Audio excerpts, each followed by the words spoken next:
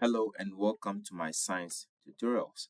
In today's video, we want to look at some of the past questions that came on alternating current during the WAEC past questions. Alright, so today we'll be looking at some couple of examples. So the first example we want to look at is this question we have here on the screen.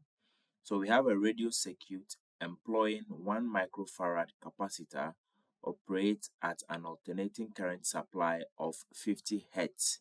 We are to calculate the reactance of the circuit. So this is the SSC 1993 question number 33. Alright, so let's proceed to look at the solution to this problem. So I'll write down my solution. Now, the first thing I do when I try to solve problems like this is I try to write down the parameters that I have in the question. Then from there, I try to quote the necessary formula, do the substitution, and then find my answer. So the question is saying that a radio circuit employing 1 microfarad capacitor. So it means the capacitance of the capacitor is 1 microfarad, which is the same as 1 times 10 raised to the power minus 6 farad. Okay, so that is that of the capacitor, and then it is operating at a current supply of 50 Hertz. So it means that the frequency supply over here, it's 50 Hertz. And the question is demanding that I calculate the reactance of the circuit. Now, if you look at this is a simple capacitive circuit. It only has a capacitor inside. And so to calculate the reactance of a capacitive circuit, the formula is given by XC. So the XC is the capacitive reactance. The X is the reactance. The C means it's a capacitive reactance or a circuit having just capacitor. So the formula is XC is equal to 1 over 2 pi FC. 2 pi FC. Now, the 2 pi, they are constant. The F is the frequency, and then the C is the capacitance of the capacitor, which has already been given to us in the question already. So from here we proceed. So we have 1 over 2 pi. Then the frequency over here, it's 50. Then multiplied by the capacitance over here, in this case, is 1 multiplied by 10 to the power negative 6. Okay, so from here, all I need to do is to compute this into my calculator. So 1 over 2 pi multiplied by 50 multiplied by 1 times 10 raised to the power negative 6 will give me 3,183.0988. And so if I try to write this in a standard form, I'm going to move the decimal 1, 2, 3. So I'll have 3.18. Can leave it like that. Times 10 raised to the power. I move the decimal 1, 2, 3, 3 times. So it will be times 10 raised to the power 3 ohms. Okay. So it means that our capacitive reactance in this case is equal to 3.18 times 10 raised to the power 3 ohms as our answer for this particular problem. All right, let's proceed to look at another problem. So this is a similar problem.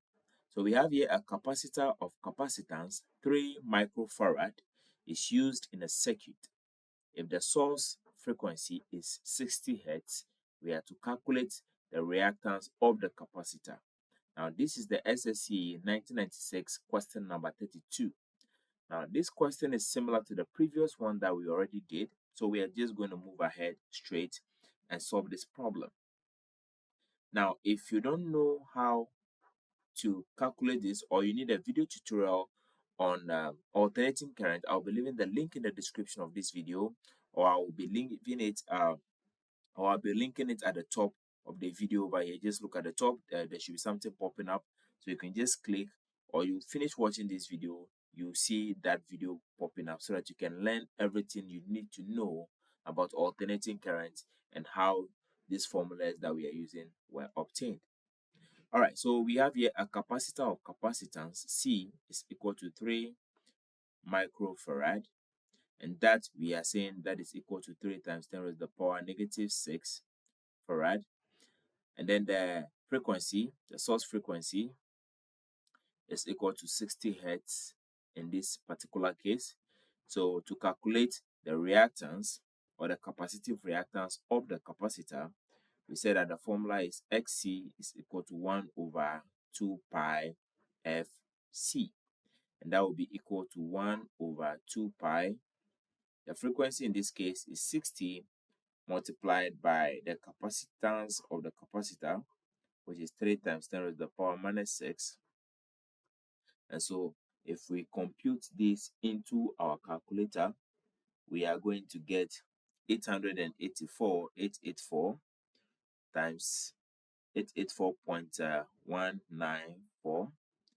Okay, and so we can rewrite this in a standard form as 8.84 times 10 raised to the power 2 ohms. That is because we moved the decimal point 1, 2 twice to bring it over here. So this becomes our answer for this particular problem. Now you can see that the problems that we've seen so far are fairly easy and straight to the point. Now let's look at one that is a little bit slightly difficult, not that difficult, but slightly difficult. Now here we have here a voltage input signal V is equal to 60 sine 120 pi t is applied across a 30 ohm resistor. We are to calculate the root mean square current, or we are to find the root mean square current. This is the SSE 1999 question number 38. All right, so let's write down the solution to this problem. Now, the first thing I need to see is that I've been given this voltage equation. So I've been given V is equal to 60 sine 120 pi t. And then I've been told that the resistance across this particular circuit is 30 ohms. All right, so these are the two parameters that I've been given for this particular problem.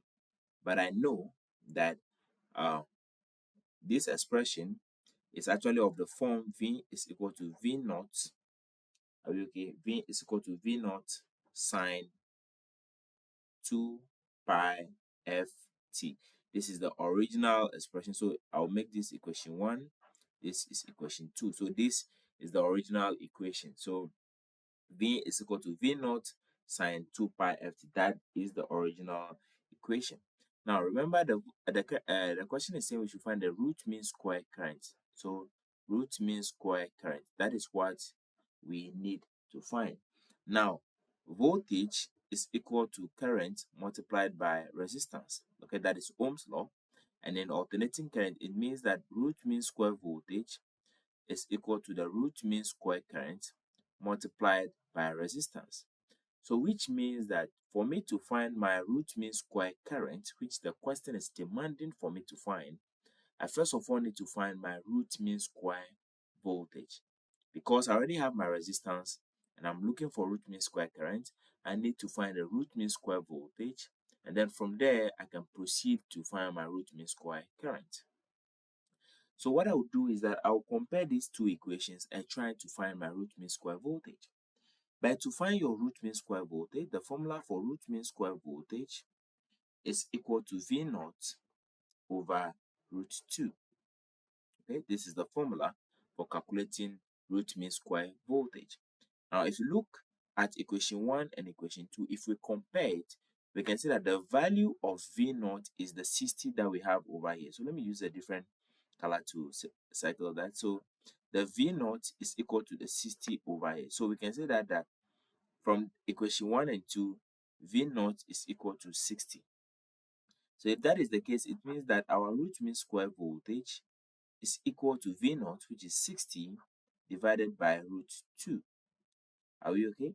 And 60 divided by root 2, that is going to give me 42.426 volts as my root mean square voltage. So after calculating my